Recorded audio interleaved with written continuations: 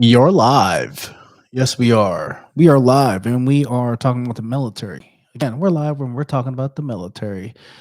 Best job in the military. I got this question a while back. Been trying to answer it. It wasn't as easy as I thought, but here are some notes that I took down. First off, to even get a job, you have to join. So there's that process. And the most basic of sense, you have to show up at the office, talk to a recruiter, and then like things start snowballing, like things happen after that.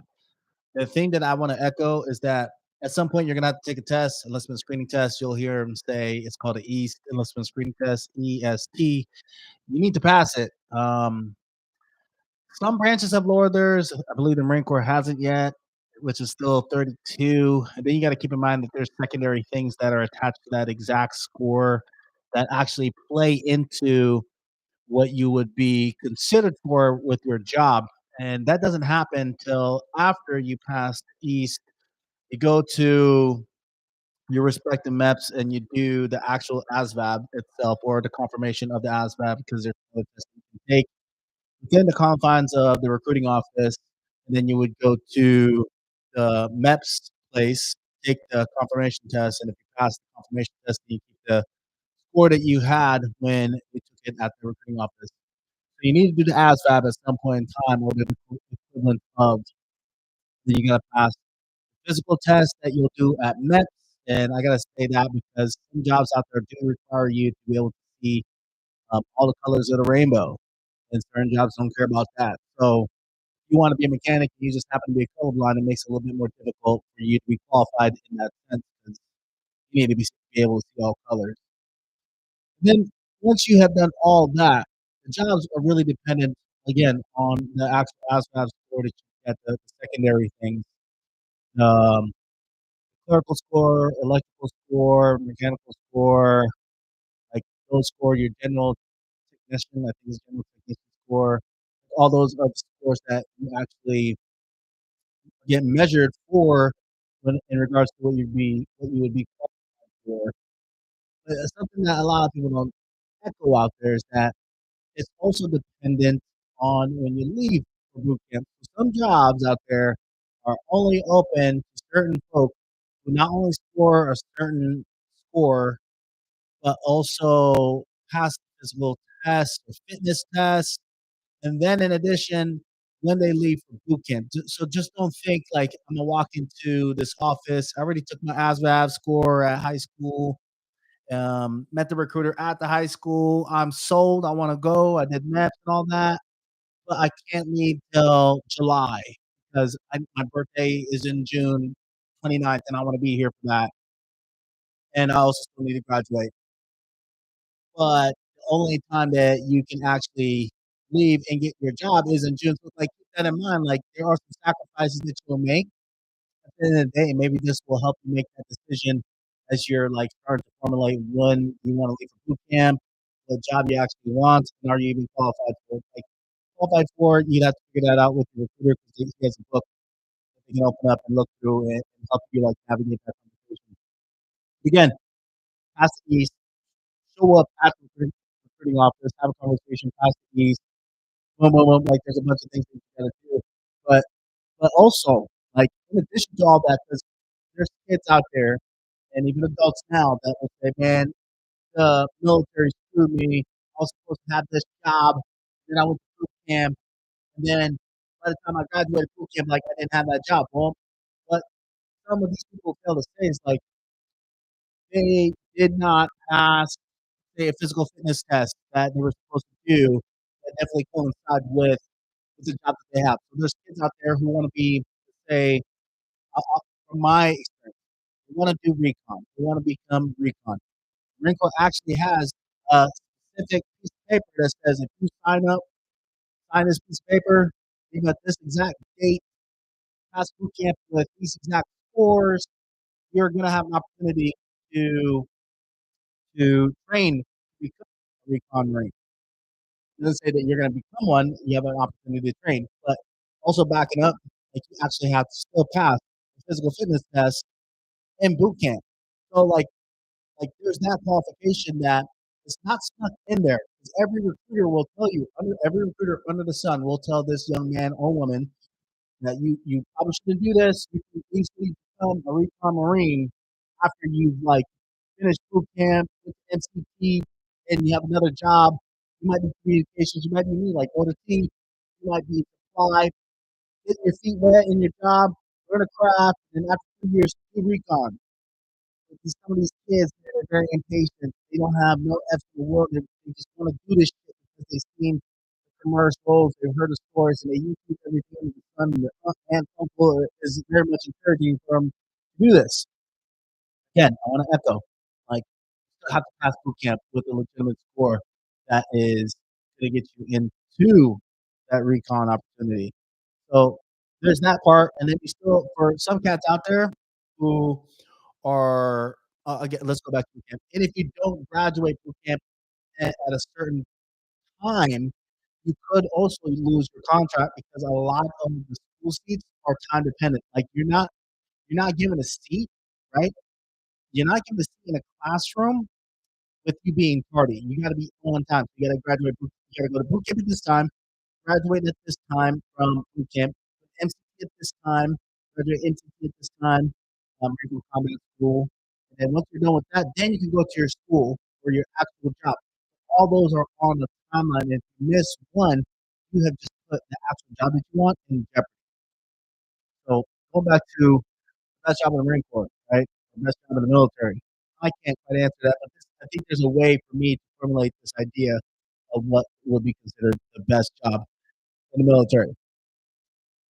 Um, Look, I'll be honest with you. So, my experience, I am in the maintenance community, right? OT maintenance, motor transportation maintenance. I fix vehicles that have wheels, that have engines, that run on fuel, and some electrical, but I fix those, right? My first 4 years were very much consumed by the idea that I'm a maintainer, I fix trucks. And then things started happening where I gained more responsibility that was above my pay grade. And the reason being is because I was really good at my job and I was so good at this like task or the job that I'm able to replicate it and teach it to other people. And that's what you want. Like that's how you start finding out who's going to become the future leader and who's going to be the future person to run things. So I was very much in that space. And I'm not trying to say I'm special. I'm saying like if you do this long enough, anybody can do that.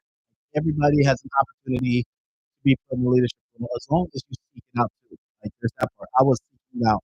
You can't just be like you can't just be really good at something and then not seek out that responsibility and think like, oh, what was me? Well, you didn't seek it out. So there's that part too. Now, if you get good enough in your job, you stay long enough, you are going to get pulled to do other things outside of your field.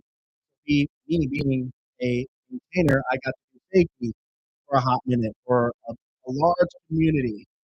And then I was pulled out of that. And at some point in time, I had to go do recruiting.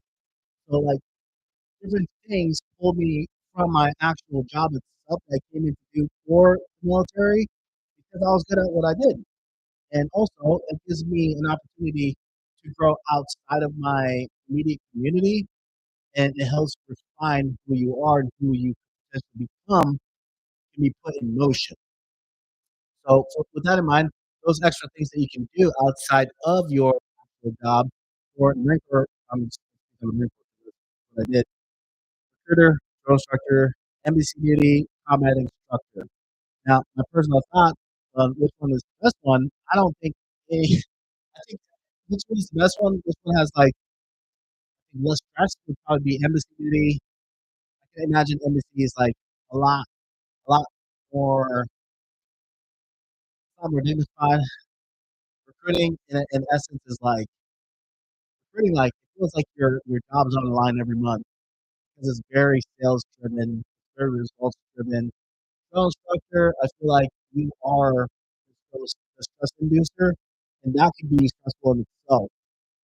And combat instructor is very much the same as a drill instructor, but now you're dealing with actual Marines. So with that in mind, like drill instructors deal with like those who want to become Marines, and combat instructor deal with actual Marines who just graduated from boot camp.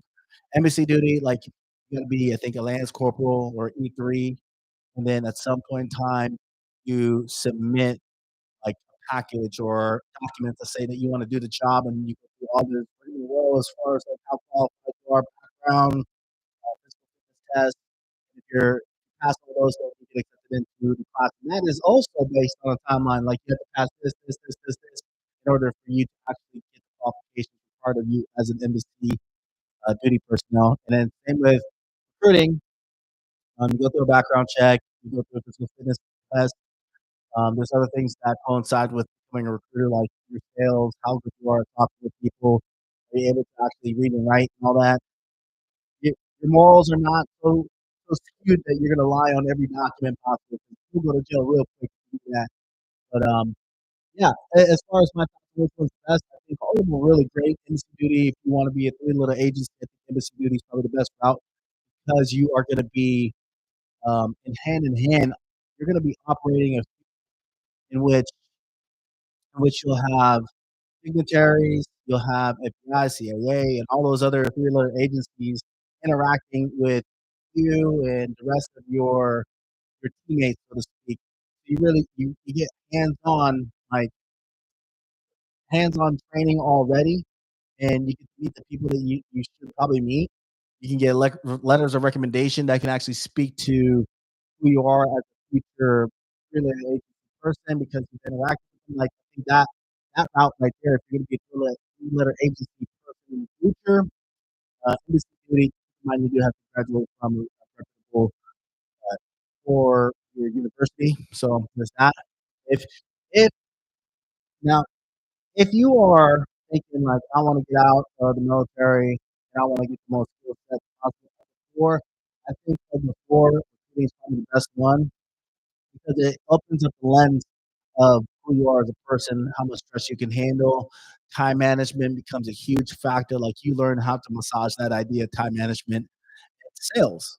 Like, sales and figuring out who you are as a person, like, you will figure that out on the recruiting landscape. And there's a lot of jobs out there that are very much sales based that are always looking for personnel to hire. And I'll tell you this much, I'm out here looking for jobs and it's a lot easier for me to get my foot in the door when it comes to sales than anything else because of my background from recruiting. So I like that aspect that I walked away with something that I can readily apply in the civilian world. And again, which one's the best? I'm not sure, but depending on who you are as a person and what you want afterwards, that's what I would lead into. Um, so my MOS again was Motor T, not a big deal. Motor T, which is 35 2X, and you start out as a 35-21, and eventually become a 35-29 if you stay in long enough and you keep on doing the right thing and showing up on time. Again, best job. So let's get to the heart of it. The best job would be the job that you can see yourself doing for a long time. So you gotta have an end goal. Like, don't join the military thinking like you're gonna do this for 10 years. You should join thinking like do this for 4 years and still want to continue. Um, keep in mind like education is actually a real thing out here in the civilian community. So also like what job can I do that's gonna allow me to do X, Y, and Z at the same time? If you're an infantry person, did you go to school? Absolutely. I know a lot of people in the infantry community that go to school, get their master's degree, and they end up in like an officer rank, or they just get out and something else bigger and better. But don't don't think that you're going to be limited to going going to get your education because you're in a certain field. Because I know a lot of people that have diplomas are actively serving in different jobs. Like I'm OT, I got a diploma back there, right over back over there. I got a diploma too. I was working on my MBA while actively serving, but I had to put it on pause because of I had a kid and this and the other things life happened. But the best job, what's the best job in the military? I can't tell you which one that is. It honestly is very dependent on what you want in the distant future that's gonna help you prepare for that future. Because if you just wanna do something that looks cool on commercials, like, that type of feeling, that honeymoon feeling is gonna slowly dissipate, and then you'll be left with, like, out of what if. Now that I know what I know now, would I go back? Um, yeah, I'll answer this way. Knowing what I know now, and I'm like, part of this like community, I'm out here applying for these jobs. There's a lot of jobs that I actually want to apply for. I can't. I simply can't because I don't have the background. I don't have the knowledge, the how to. Anything within like I live in Portland, Oregon. There's Intel next. There's Intel, Amazon, Google, all these tech companies that I wish I could work for because I'd be able to work for them here and also go like do like a hybrid job, but I can't because I just don't have of any. I can't be in those rooms. I can't be in a conversation. Now I can be like program manager, project manager type stuff, but I cannot do like actual technical, push the button to make this thing happen, or rather hit the keyboard to make this thing happen.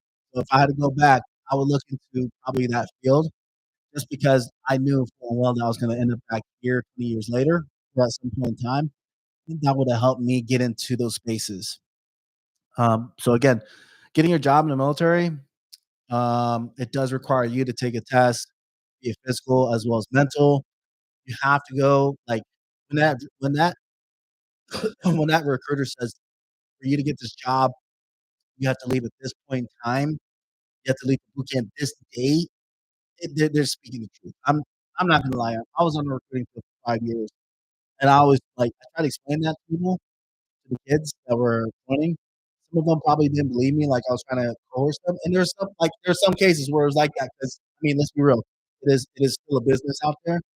But I never did it without the idea of not giving them what they want. Because there's certain times when a young man or woman wanted a specific job, and the only job that was available was them to leave sooner. So it's like I can get you that. I told you I was going to get it for you, but I didn't know like the only availability for this job was going to be a boot camp date that required you to leave a month earlier.